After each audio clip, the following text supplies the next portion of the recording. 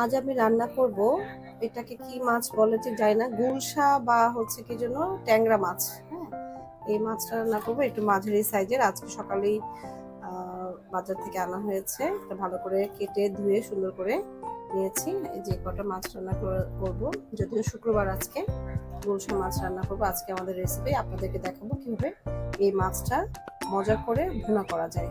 শুধু পেঁয়াজ দিয়ে ভুনা করবো।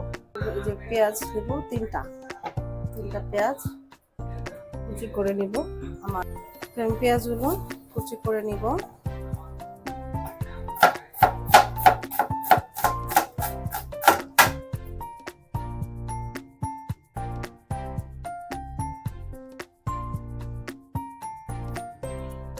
ফ্রাই প্যান বসিয়েছি, ফ্রাই প্যানে তেল দিব।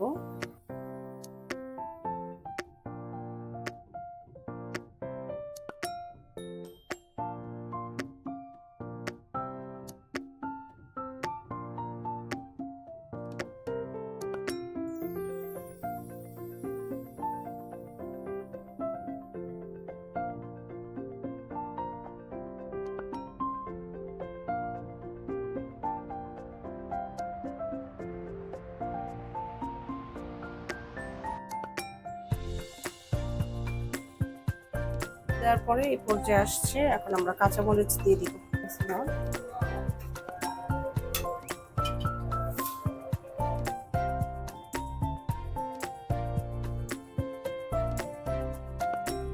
আমাদের মজাদার গুলশা মাছ বা কেউ বলে ট্যাংরা মাছ রান্না, একটু বড় সাইজের ট্যাংরা মাছ শুধু পেঁয়াজ দিয়ে ভুনা করেছি, একটু ঝোল ঝোল আছে।